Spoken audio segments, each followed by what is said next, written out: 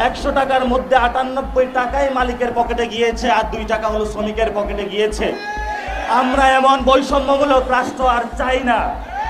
এই বৈষম্যমূলকের জন্য, এই বৈষম্যমূলক রাষ্ট্রকে বাংলাদেশ থেকে, বাংলাদেশের জনমানুষের মনোমগজ থেকে ঠেকানোর জন্য আমাদের শ্রমিক ভাইরা রক্ত দিয়েছিল। তাদের এই রক্তের উপরে দাঁড়িয়ে যারা উপদেষ্টা হয়েছেন, আপনারা যদি অতি সত্বর তাদের বকেয়া পাওনাটা পরিশোধ না করতে পারেন, তাহলে আপনাদের শপথের সাথে আপনারা বেঈমানি করবেন।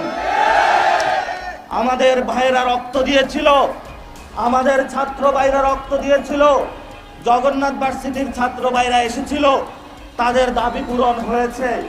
অথচ এই শ্রমিক ভাইরা এখানে 2 মাস রাজপথে বসে আছে, সরকারের কোনো মহল তাদের দিকে তাকানোর সুযোগ নাই। এ কেমন রাষ্ট্র? যেই রাষ্ট্রতে আমরা চাই না শ্রমিকরা রাস্তায় বসে থাকবে আর মালিক পক্ষ খিলখিলিয়ে হেসে সেখানে শ্রম মন্ত্রণালয়ে মিটিং করে বেড়াবে। এই যে উপরে একটা ভবন রয়েছে, এই ভবনের প্রত্যেকটি ফ্লোর এসি রুমে বসে তারা উপর থেকে নিচে আপনাদের দিকে তাকিয়ে আছে। তাদের এইসব বৈষম্যমূলক দৃষ্টিভঙ্গি শ্রমিকরা যখন জাগবে, পালানোর সুযোগ পাবেন না, এই ভবন থেকে নামারও আপনারা সুযোগ পাবেন না। কারণ এই শ্রমিক ভাইরা কষ্ট করে উপার্জন করে, তাদের সুদের টাকা না, তাদের হালাল টাকা। তারা কলমের খুঁচায় কোনো ঘুষের রাজনীতি করে না এখানে, তারা কলমের খুঁচায় বৈষম্যের রাজনীতি করে না এখানে।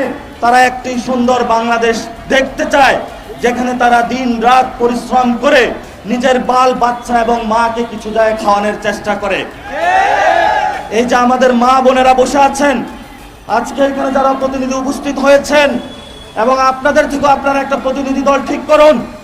আমি সাখাওয়াত ভাইয়ের কাছে নিজে যাব, সালাউদ্দিন ভাইয়ের কাছে নিজে যাব, রাষ্ট্রের বিভিন্ন যারা ব্যক্তিবৃন্দ আছে তাদের কাছে আমরা যাব, তাদের সাথে কথা বলেছি। আমাদের এটা দ্রুত আমাদের এই যে সমস্যাটা রয়েছে দ্রুত সমাধান করতে হবে, এবং আমাদের এই ঈদের আগে এটা নিয়ে যাতে কোনো গড়িমসি আর না হয়।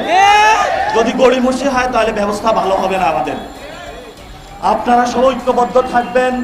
এখানে আমরা রাজনীতি করতে আসি নাই, এখানে আমরা শ্রমিক না, এখানে আমরা হলাম বাংলাদেশের রাষ্ট্রের নাগরিক। বাংলাদেশের রাষ্ট্রের নাগরিকদের সাথে কোনো আর বৈষম্য চলবে না।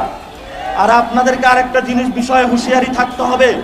এই যে আমাদের শ্রমিক, ছাত্র, বিভিন্ন জায়গায় যে আমাদের নিপীড়ন চলতেছে, এটা একটি মূলে একটি জায়গা আছে, সেটা কি আপনারা জানেন? সেটা হলো সংবিধান। এই সংবিধানে আপনার কোনো ন্যায্য মজুরির কথা নাই। এই সংবিধানে আপনার সন্তান কেমন